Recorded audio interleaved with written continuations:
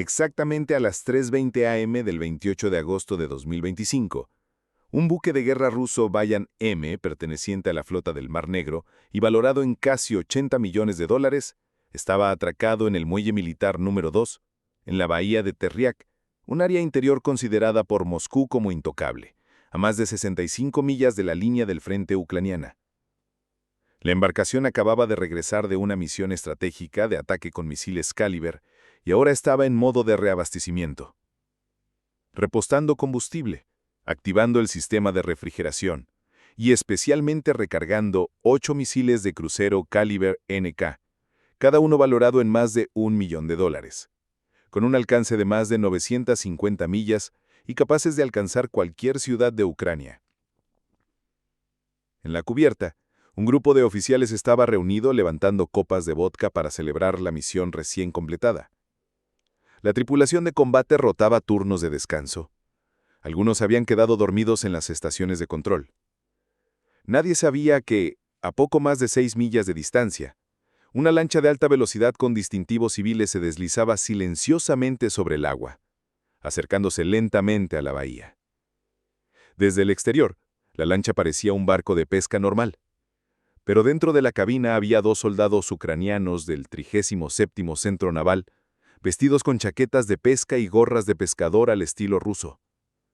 Detrás de ellos, en el compartimiento del almacenamiento, donde debería haber habido cajas de poliestireno llenas de calamares y arenques, había 2 drones suicidas FPV, modelo Beaver, de configuración pesada, equipados con ojivas perforantes de 8 libras, cámaras de visión nocturna y sistemas de navegación internos independientes del GPS. Y en menos de 5 minutos, esa pequeña embarcación se convertiría en la plataforma de lanzamiento móvil para uno de los ataques navales más audaces que Ucrania jamás había llevado a cabo. Justo en medio de una zona totalmente controlada por Rusia, el buque de guerra Bayan es una máquina de guerra compacta, pero extremadamente peligrosa.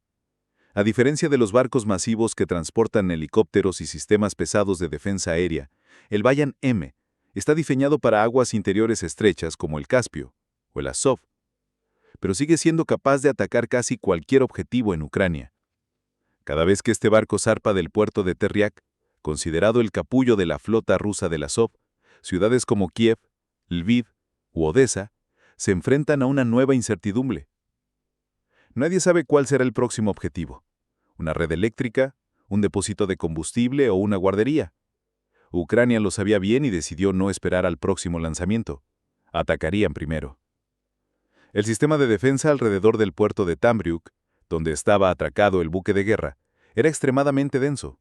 Este no era un puerto ordinario, sino una fortaleza flotante de defensa aérea. Un sistema Panzer S-1, especializado en la intercepción de UAV y misiles de crucero. 2 estaciones de radar Podlet K1, en servicio activo 24/7. Esto significaba que cada capa de blindaje estaba activa. Cualquier objeto desconocido que apareciera sería derribado. Y así, la Armada rusa creía que la bahía de Teriuk era un nido de acero donde ningún UAV podía acercarse. Pero ese fue un error fatal porque Ucrania había calculado el momento exacto y elegido un método que el enemigo no esperaría. Rozando la superficie del mar, la zona ciega del radar, una brecha tan estrecha que parecía inofensiva. Pero desde ese mismo lugar, la muerte se acercaba silenciosamente con el arma que Rusia menos esperaba. Un UAV que costaba solo una 500ª parte de un misil Caliber. Exactamente a las 3:27 am, cuando la embarcación estaba a solo 3 millas del objetivo, justo en el borde exterior del anillo de vigilancia del puerto de Teriuk, los 2 soldados ucranianos en la cabina se movieron rápidamente. Retiraron las lonas de camuflaje grises que cubrían el compartimento trasero. De debajo surgieron 2 drones FPV. Cada dron tenía aproximadamente 4 pies de largo con una envergadura de 5.5 pies. El cuerpo hecho de compuesto de fibra de vidrio, ultraligero, de baja firma térmica y gris mate para mimetizarse con el mar. Tan pronto como todo estuvo listo, los 2 soldados retiraron los pasadores de seguridad, activaron los módulos de navegación internos y presionaron armar y liberar. Los 2 UAV fueron desplegados utilizando un modelo de doble ataque independiente. 2 vectores de aproximación, 2 objetivos separados, totalmente sincronizados en tiempo y táctica. El primero, cuyo código era HUM y era controlado por el grupo principal, fue programado para volar directamente hacia la torre de radar de vigilancia para desactivar el sistema de radar principal, cegando temporalmente al buque de guerra ruso. El segundo, llamado Bit Plata, Retribución, y operado por las Fuerzas de Operaciones Especiales de la HUR, seguiría desde un desplazamiento de 30 grados en el flanco derecho y atacaría el lanzador de misiles Caliber en medio del barco que contenía los 8 misiles de crucero Caliber NK. Si HUM lograba cegar el radar, Bit Plata tendría la oportunidad de perforar la capa final de blindaje y golpear el corazón del buque de guerra, donde no solo se almacenaban los misiles, sino también el centro de mando de control de fuego. Exactamente a las 3:29 minutos y 12 segundos AM, el primer UAV fue lanzado desde el riel de lanzamiento en la popa de la embarcación. En solo 3 segundos, la hélice eléctrica de alta velocidad se activó. El UAV aceleró y despegó, volando justo por encima de la superficie del agua. El segundo dron siguió 40 segundos después. Ambos UAV volaron aproximadamente a 200 pies de distancia entre sí a una altitud no superior a 7 pies, lo suficientemente bajo como para deslizarse por debajo de los ángulos de escaneo de los radares Podlet y Panzer. A partir de ese momento, la embarcación había completado su misión. Todo lo que siguió estaba completamente en manos de 2 máquinas de matar no tripuladas, guiadas por algoritmos de navegación internos, sensores inerciales y cámaras infrarrojas. Dentro de un búnker de control cerca de la ciudad de Zaporilla, un operador de UAV de la unidad principal miraba fijamente una pantalla FPV en blanco y negro. Todo a su alrededor estaba en completo silencio. Solo el tenue resplandor del monitor iluminaba su rostro tenso e inmóvil. La torre de radar aparecía en la pantalla, antes de que sus un objetivo coordenadas casi quedaran perfecto. marcadas en rojo en El todas las operador pantallas contuvo la ucranianas. respiración. Entonces El dron ROM se llegaron acercaba. los tanques. Solo quedaban unos El pocos. primer T-84 coronó una colina y disparó su cañón de 125 milímetros contra un búnker de ametralladoras. El impacto lo destrozó, lanzando concreto y acero por los aires. La armadura ucraniana avanzó rápido, apenas a 20 metros detrás de la línea de fuego de artillería, apostando todo a la confusión y el impulso. La infantería rusa intentó reagruparse disparando RPGs desde detrás de blindados BMP y contenedores, pero los BMP respondieron con fuego automático de 30 milímetros, limpiando las trincheras antes de que los soldados ucranianos siquiera descendieran. En el centro del avance, un Oplot recibió un impacto de un misil Kornet, pero su blindaje reactivo absorbió la mayor parte del daño. Siguió avanzando a menos de 300 metros de la puerta sur del depósito. Los soldados ucranianos dentro de los BMP preparaban cargas de demolición para atravesar la última cerca. Encima, municiones merodeadoras aguardaban listas para lanzarse sobre cualquier vehículo ruso que intentara salir. En menos de 12 minutos, Ucrania había logrado lo que muchos creían imposible: colocar unidades blindadas a distancia de ataque del principal centro logístico de Taganrog, justo bajo la nariz del mando surruso. Y aún Kiev no había jugado su última carta. Con los blindados ucranianos a menos de 300 metros de la entrada sur, el mando ruso en el depósito de Taganrog finalmente comprendió que no era una simple incursión, sino un asalto multidominio a gran escala. Y aún no habían visto lo que venía desde arriba. A 6.700 metros, un par de cazas MiG-29 atravesaron el cielo de este a oeste sobre el complejo. Su misión no era atacar, sino provocar. Emitían firmas de radar y enlaces cifrados de ataque, imitando un lanzamiento de misiles de crucero. En segundos, las tripulaciones de radar rusas fijaron los blancos, creyendo que se acercaban misiles de alta altitud. Como se esperaba, las unidades de guerra electrónica en Borisov-Glebsk activaron interferencias de amplio espectro, inundando la banda de 5.8 GHz para cegar drones o misiles entrantes. La trampa estaba lista, pero no para los cazas. Volando a apenas 40 metros del suelo, un dron kamikaze o Weeboot usó el caos de radar como cobertura. Con una ojiva de carga hueca con 5 kilogramos, se deslizaba pegado al terreno como un halcón en cañón.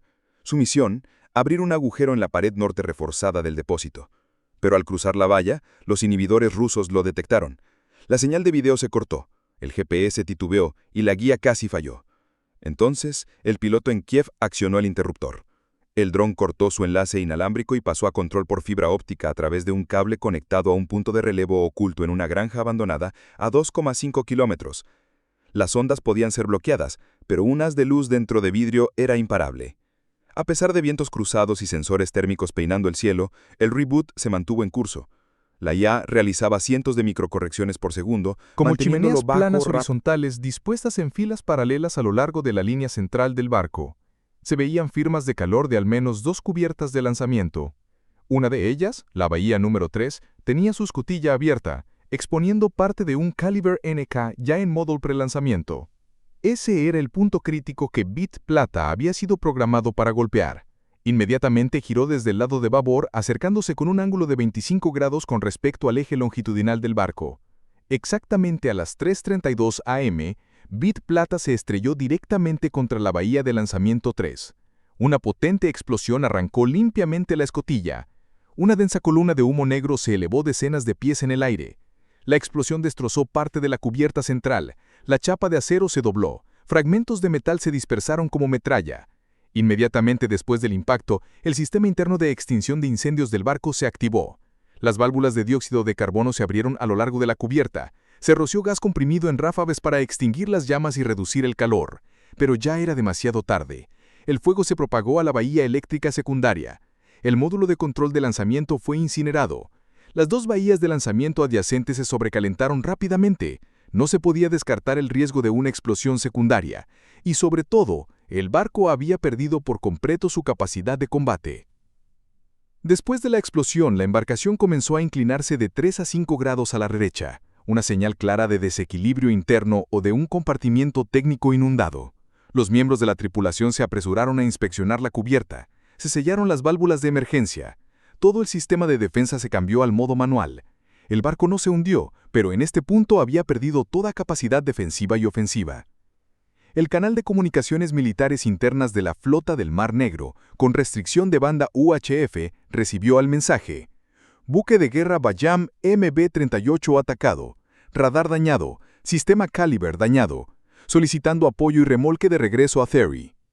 Menos de 7 minutos después del doble ataque, el Bayam M había perdido por completo su capacidad de combate y se vio obligado a retirarse de su puesto activo en la bahía de Theory. El Bayam M sirve como la principal plataforma de ataque de Rusia en el mar de Azov. Debido a las aguas poco profundas, semicerradas y el terreno de canal estrecho del mar, solo los barcos de clase pequeña como el Bayam M pueden operar eficazmente evadiendo el radar enemigo mientras lanzan misiles de crucero de largo alcance, y ahora, al menos uno ha sido puesto fuera de combate. Apenas unas horas después del ataque, la Dirección de Inteligencia de Defensa de Ucrania publicó imágenes de UAV que mostraban claramente el primer impacto en el radar, destrozando la parte superior del mástil. Segundos después, un segundo dron se estrelló contra la cubierta central. Las llamas estallaron. El barco se inclinó notablemente. No se observó respuesta de defensa aérea. Medios de confianza como Naval News, Kyiv Post, Business Insider y Kyiv Independent confirmaron la autenticidad del video. Según expertos navales independientes, el ataque con drones FPV al buque de guerra Bayam M no solo causó daños materiales directos, sino también tuvo consecuencias estratégicas inmediatas en todo el mar de Azov. Se espera que el proceso dure al menos varias semanas, dependiendo de la extensión de los daños y la capacidad de recuperación de su infraestructura digital. Para Ucrania, esta fue una victoria táctica limpia lograda a menos del 1% del costo del objetivo, pero con un impacto que podría cambiar el equilibrio de poder durante días o incluso semanas. El ataque asestó un golpe a la confianza que la Marina rusa tenía en la supuesta zona segura del interior del Azov. Para el mando ruso, esta era la zona trasera tranquila donde los buques de guerra podían atracar, recargar y preparar ataques Caliber sin temor a ser perseguidos. Pero la realidad acaba de demostrar lo contrario. 2 drones FPV lanzados desde una lancha rápida disfrazada no solo penetraron un sistema de defensa aérea multimillonario, sino que golpearon las 2 vulnerabilidades más críticas de un buque de guerra, su radar y su sistema de lanzamiento de misiles. Y esta no era la primera vez que un buque de guerra ruso era alcanzado por drones improvisados. A finales de 2024, las fuerzas especiales ucranianas utilizaron UAV improvisados para inhabilitar una patrullera clase Sergei Kotov frente a la costa de Crimea, obligándola a permanecer atracada para reparaciones. Ese mismo año, un buque de desembarco clase César Kunikov fue completamente hundido durante un ataque anfibio basado en drones. Más recientemente, en julio de 2025, Ucrania desplegó por primera vez un dron FPV lanzado desde el mar para atacar una plataforma petrolífera en alta mar, cerca de Crimea. utilizada por Rusia como estación de radar. Un movimiento que los analistas occidentales describieron como un punto de inflexión en la guerra asimétrica. Ya no se trata de ataques de embestida desesperados, sino de operaciones bien ejecutadas con planificación, ensayo y sincronización, utilizando armas pequeñas y económicas que saben cómo explotar los puntos ciegos, golpear en el momento adecuado y atacar el objetivo correcto. No es que cada UAV individual aseste un golpe fatal. Más bien, es el uso inteligente, coordinado y poco convencional de ellos lo que ha convertido a estos drones en la pesadilla estratégica del siglo XXI para la Armada rusa. A partir de este momento, cualquier buque ruso que opere en la zona, ya sea un Bayen M, una clase Serna o un barco logístico, debe enfrentarse ahora a la amenaza omnipresente de los UAV que cuestan menos de $2.000 cada uno.